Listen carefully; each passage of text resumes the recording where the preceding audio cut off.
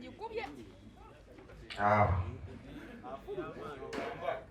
Saro kukozeseza bubi wansawo. Katono juni. Bonna nga bakumuwadde ku bucket.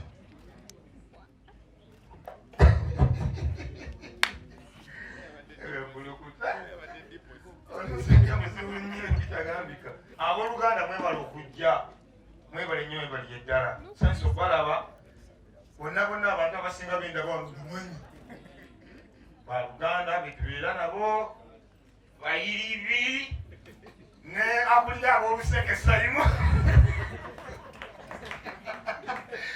akulira ab'oluseke nadibwa ani akudira Kasuku yani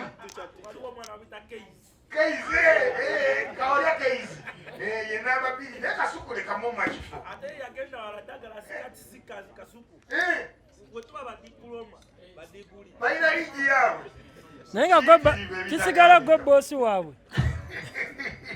tusanyuse enteekateeka eno y'amaanyi bulijjo twalindirira olunaku luno ekintu kino tekisoose kati naye tuvudde emabega nga tulina ebirooto byaffe nze ne Mbazira Tonny oluganda lwaffe lwatandika kitumanyi tulikola ne ku rediyo nga tuli mu karaoke nga tukayana wawulidde akayimba akapya akazze nti ye yale nawudde kwefulukuta akoogera kwefulukuta yatugambye imisaaki yafulumizaayo akayimba munnange nga tukyekubampaweeyo toyogera sirika muludde mulimu guno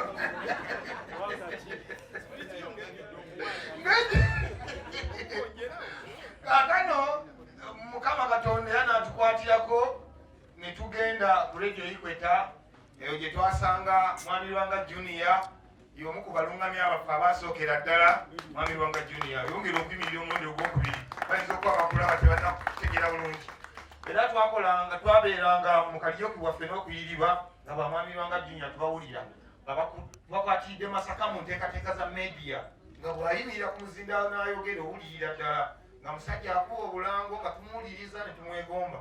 Era bwe twamusanga ku rediyo Ikweta bimu ku bintu ebyamutwesibyasibyanako nga tumuva mu mugongo yatuyigiriza okuwandika scripti omanye okukuba okuya akalango n'okumanya ensengeka yaako naye bikulu nnyo kasobola okufiira mu nsengeka naye gwe nga okimanyi nti nno bakutenga obaluka basebona bannyabo nolowooza mbu wagabana nnyo okuleekaana kumbe n'ensengeka yaabyo oluusi nayo kiba kikulu nnyo.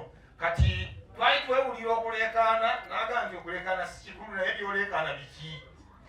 Musajja yatuyigiriza okusengeka script tuyanza nnyo tuyanzege Mr. Lwanga ebale nnyo ebali eddala. Twava ku rediyo Ikweta ne tugenda ku rediyo Buddu ne Mbazira Tonny nga tugoba engendo zaffe tulina ebintu byetwanyumyanga buli omu bye yabanga asinga okwagala. Kati Mbazira abeera ŋŋamba nga ŋŋamba kino mpulira njagala nnyo bineekuntide ekituga ky'amaanyi kakikwata obulango bw'ebityo bijjo biki kati ng'otunya Mbazira abyogera tulina essaati zaffe nga ssaati fe tugyogera mu ttawuni n'empale zaffe tuzimanyi era nga munno okimanya nti bw'atayambala n'endala enkyagi tegimanyi sino gwali munywanyi wakanyambalire wano tasobola boyina akazindaalo olina akuwakanya ani akuwadde akazindaalo kasabye neerwaneko so nno mumbeera efaanaganako bwetyo kino ekintu omusajja ono tikimutomedde butomezi yabadda emabeka ng'akyogera era ye buli bwe yakyogereranga nze namugambanga ekigambo kimu nti Mbazira njagala disiko nze gwolaba nga sinafa nteekwa okuyiriba nembaako disiko gyenkola ndiba mukisooka tegeeza nti buno bwe omu ku buuma obutini oba disiko Suuna disiko nabiteekayo biri eyo bitoodoomera eyo so kati buli omu n'abaako engeri gye yakwatamu olugendo lwe nabanyumiriza engeri gye nayiribamu ebidongo ebyo oyinza okuseka. Musajja wange wali DJ Seba bwe twaligattagatta olugendo lwali luzibu nnyo telwali lwangu naye nga kyekyo lwe tulina tugigula mu butongole era nange nja bakobola abagenyi bajja kulirwamu dogowoolira omusajja ojja kutabula omukolo. Ntoniyo musajja alemerako. Yayogeranga ebintu nga nze ndaba tebisoboka. Ng'ayogera ebintu nga ndaba byange sibitegeera. Naye nga nze bwe njogera ku bidongo byange nnengera omuzindaalo ayine nga nti owaayi muzindaalo gwe ntaligyeko nze ngwira guuguli. Era Ntoniyo okubuulira nze wayogeranga ebintu bino nga ndabanga ebitasoboka kubaawo. Ge mazima amatuufu. Naye omusajja ono ali bitamindi nnyo. Mu mbeera eyo ekintu kyasooka okundagako yatandiikiriza ng'ayogera ku nsonga y'okutandikawo lumu essomero. Nagamba kino mugenda njagala nnyo bino ebintu bya media bino bireme kunsigalako nze kambi kabalekoko n'abaana. Mbazira n'agenda yiribaawo galaba ngenda okulaba ajja nambuza kati no ku ssomero nti nfunyeko ko kiraasi emu. Naye kusomera eddago byange alinawo kiraasi emu. Nga mwe muli ofiisi ya baasa, mwe muli eyiye, ase n'obuugi ase. Nga omuyayoona namalako bino biki byatandise. Naye ssebo n'agenda akolera ddala ekintu nga kyamaanyi era abaana be yaleka asomesezza e Masaka bayitirivu nnyo abalala bali ku marediyo. Bwe yamala okubajjako omukono n'ayingira Kampala ate n'aseetingawo ekintu kino kye yanyumyangako edda. Muganda we Mbazira nkwebaza. Twatandikiza nkola ng'onyumya nti kati naguzeeyo kamikisa ne nkateeka wali. Ne ŋŋamba nti akaguza nazaako ki? Era okulya sawundi kaadi nagireesewo erina kibikula ekibokisi n'akiraga omusajja aleka anaaba siriyasi. Jati microphone ey'amaanyi nayo nagireese. N'agindaga ninga omusajja ng'amaanyi gayiti. Mpola mpola paka bwe yajja wano kintu n'akitandika ne kikula. Tukikuddewo olunaku lwa leero naye nga kibaddewo ko nga tukyetegereza ddala kinaaba kitya ddala twanirira abantu ekintu mu butuufu bwakyo ng'era kyaddala. Era waliwo adverts ez'amaanyi oluusi ze mulaba ku TV nga temumanyi nnyo zifulukise wano. Obulango videos ey'amaanyi benna wano. Ndowooza obumu ku bulango obwa Greater Masaka Fete bonna obuvuga bonna bwe tulaba bonna byenfulukise wano byonna Tonny ajja bibabuulira.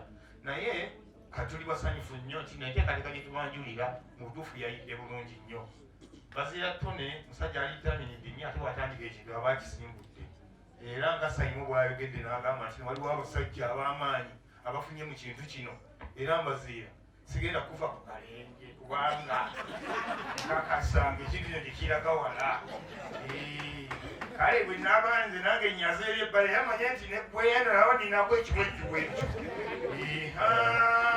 Weewaawo ddala kale no n'olw'ensonga eyo munyanyi weebali nnyo weebali ddala bingi tukyabikola. Mbeera gye twajjiramu mwenna buli omu yagiraba. Basayimu bandabanga nze nnyingira.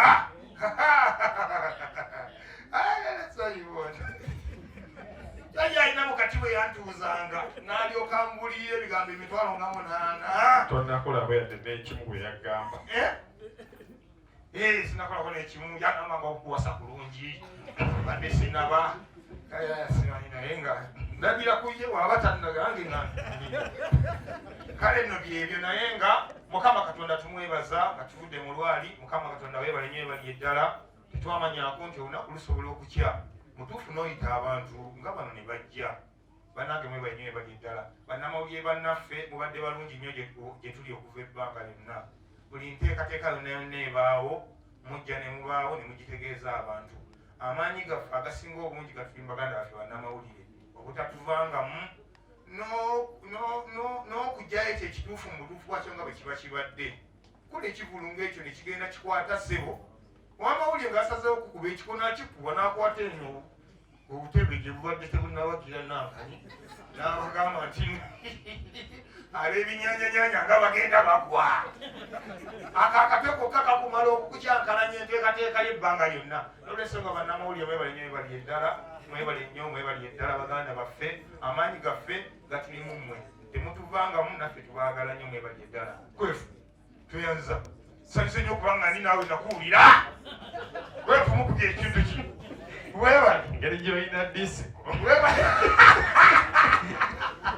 Yita mukama waffe oli ayogereko ekigambo. Mwami Lwanga Junior jangu ekizannyi ky'akatemba era kizannyira ddala bulungi nnyo emizannyo nga watudde n'olaba emizannyo gya Mwami Lwanga toyinza kuseera kyokka y'omu ku mizannyo egisobola kunzija ekampala ngende Masaka ndabe. Waliwo olunaku lumu mwami lwanga Junior ono yateekateeka omuzannyo gwe bulungi nnyo nga munyuvu bulungi n'atendeka abavubuka be engeri gye gunaatambulamu. Emizannyo gya mwami lwanga Junior gyonna gy'atendeka y'aba asinzaamu paati entabangufu. Bw'ataba house boy abeerawo ng'ayera y'abeera omuyozi wa kasasiro n'addira ebifo eby'ebitiibwa n'abiwa abaana abalala.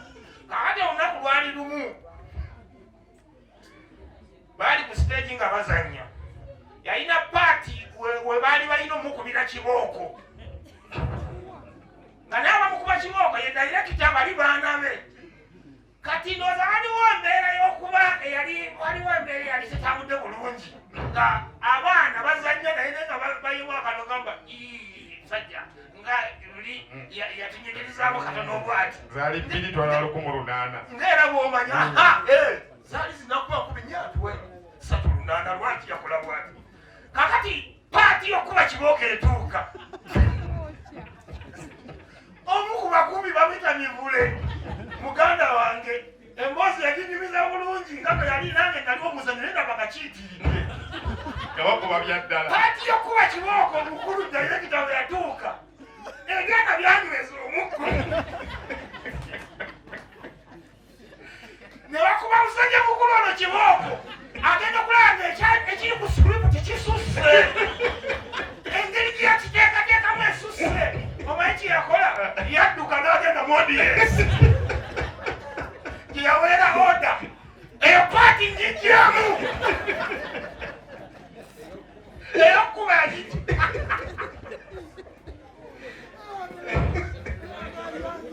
Dokita kwefulukuta tobanga obala okuva lwe nayimiridde wano ng'ate obwedde ono yayogera nabwo obudde n'obubalira ku nze Ku sikuluputi obudde bw'oli tubuggyemu. kati ebituufu nti nina kusooka kwebaza mukulu oli naye kansooka ono akanyomero kammwe ne Titi akoogera ku firimu mwebale nnyo mwebalire ddala mwebale akanyomero ako tweyanzisa nze ngenda kukuguza taweerandikirira ngenda kukuguza bakulu basebo ne bannyabo mwenna abali wano balamusizaako nnyo muganda waffe Mbazira ne munywanyi w'omukago nga bwe tuli